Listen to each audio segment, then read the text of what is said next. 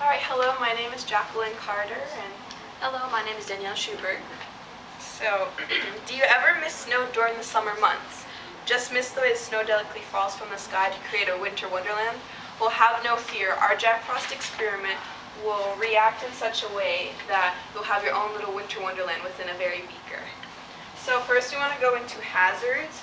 So there's two symbols on here, and this one just means corrosion, which is the benzoic acid causes corrosive damage to metals as well as skin and eyes.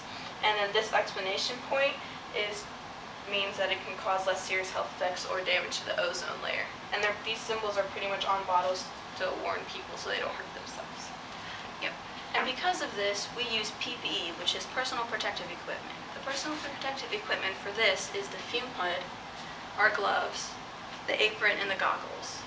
These are used to protect our skin, eyes, and delicate parts from the corrosive and irritant damage of the benzoic acid. The fume hood is also used to expel excess gases from the benzoic sublimation process, which could be inhaled and irritate lungs. Alright, so pretty much step one, what we want to do is pour the benzoic acid, which is 1 gram, into the beaker.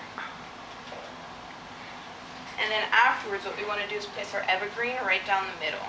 And pretty much the reasoning for the copper wire on the evergreen is so that way the evergreen can stand up. So when the sublimation process happens and it coats down into a snowy effect, it will land everywhere on the evergreen. And in the end, it's just so that way people can see the sublimation all over the evergreen. So now what we want to do is place the watch glass on top and place it on top of here. And the watch glass is used to cover the flask mouth because without it, the sublimated gas would rise up and be expelled out through the fume hood. It's very important that we have the watch glass, otherwise we wouldn't be able to see the sublimation process happen within the flask. Alright, so what my partner is going to be doing is turning on the gas, and what we want to make sure is that well, first off, when you're turning on the gas, you want to wait a little bit so that way the gas can get properly into the Bunsen burner so it can light easily. But what you want to do is when you light it, that make sure it's on a low flame and not a high flame, because as we know from past experience, whenever we had it on a high flame, what happens is it causes the benzoic acid to crystallize on the bottom, so it's crystallizing and the sublimation process gets screwed up.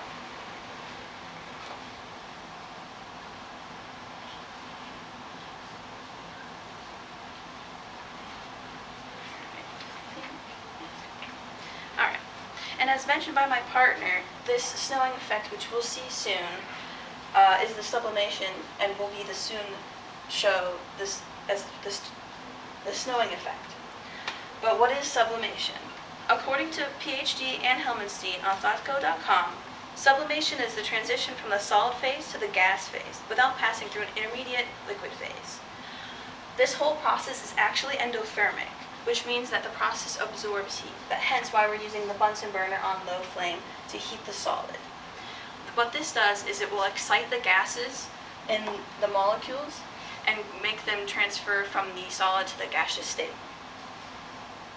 And this entire process is sublimation, all the way from going from the solid to the gas, and then it will desublimate then onto the leaves. But what goes up must come down, as Jackie mentioned with the watch glass. Alright, so this then brings the attention to the opposite process, which is desublimation. And this process is in which the liquid state is passed over when the molecules change from their gaseous state to their solid state. And this process happens once the benzoic molecules in their gaseous state cool off and so then change into the solid state.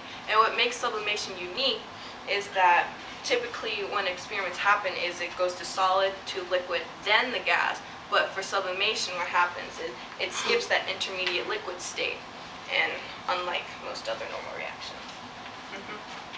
Alright, and there's also a multitude of applications that can be used that use sublimation.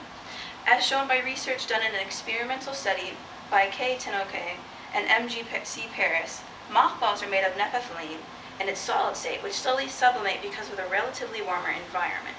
The heat from the environment excites the atoms in the solid-stated naphthalene of the mothball. This then in turn makes them sublimate into the gaseous state. and this gaseous state is actually toxic to moths and bugs, and so this is why people throw them in like closets or attics, and it is used to deter bugs and moths from destroying otherwise valuable like clothes and other items. And another everyday appliance that sublimation shows in is solid air fresheners, and pretty much this shows because solid air fresheners, they're solid, and pretty much how you can get that good scent of like pumpkin spice or lemon is because it's going through a sublimation process of the solid turning into a gas, and that gas that is released is the smell that you smell. And then a final application for the sublimation process would be dry ice. Not something necessarily you would think about, but many other companies and like shipping businesses use dry ice to actually freeze perishables and frozen foodstuffs, because dry ice is made of a frozen CO2, so it's in its solid state, and the warmer environment excites these molecules and makes them sublimate into the gaseous state, and during this it actually quickly freezes anything that it touches, and so it's really good for like freezing, as I said, perishables. I think it's been made lower for this ongoing.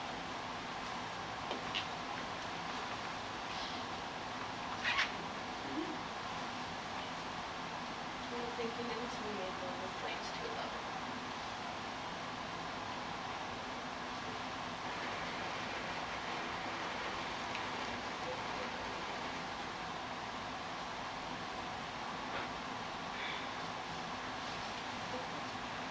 That's heat, no?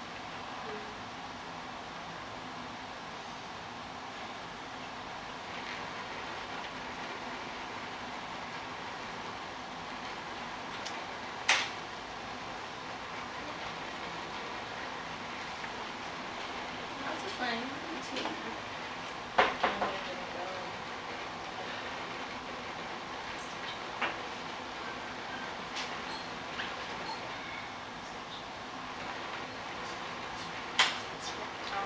Okay, it's going now.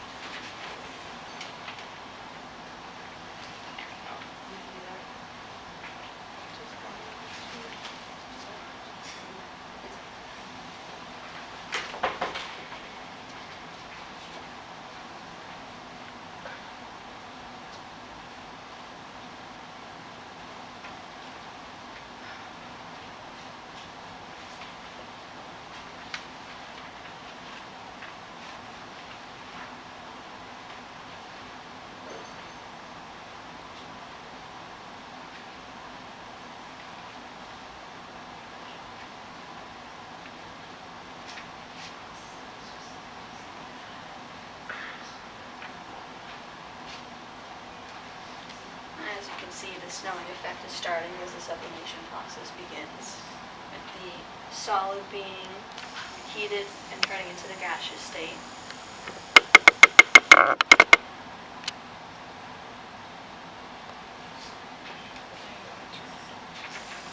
And so now what we want to do is turn off the gas, because once this white smoke starts filling into the beaker, that means that all of the benzoic acid has sublimated and turned from a solid into a gas.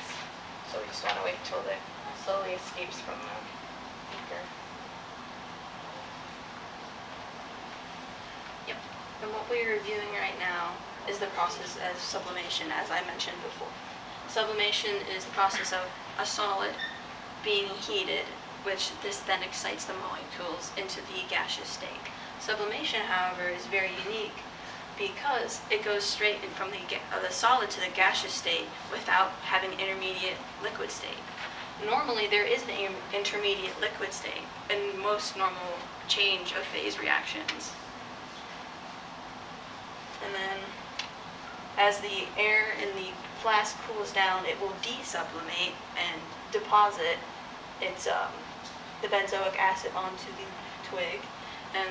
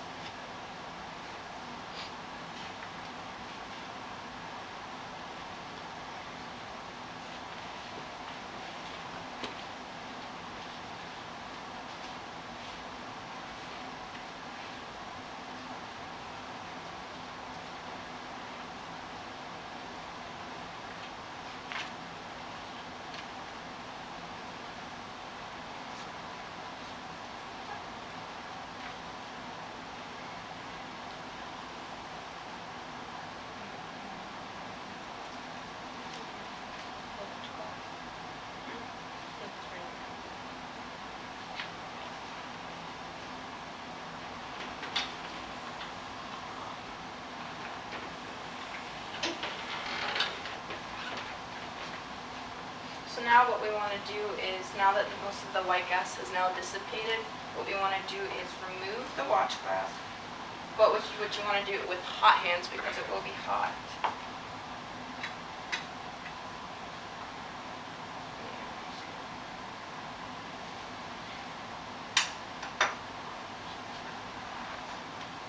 And as you can see, that some of the sublimation is still on the watch glass.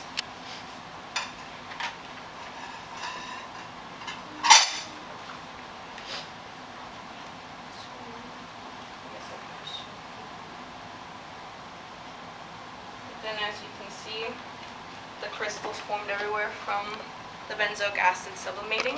So like I said before, like it comes up and it goes through a process where it sublimates from the solid to a gas, and then the gas can't escape because of the watch glass on top. So when it hits the watch glass, it desublimates, returning back into a solid, and it lands all over the evergreen to create this snowy little winter wonderland.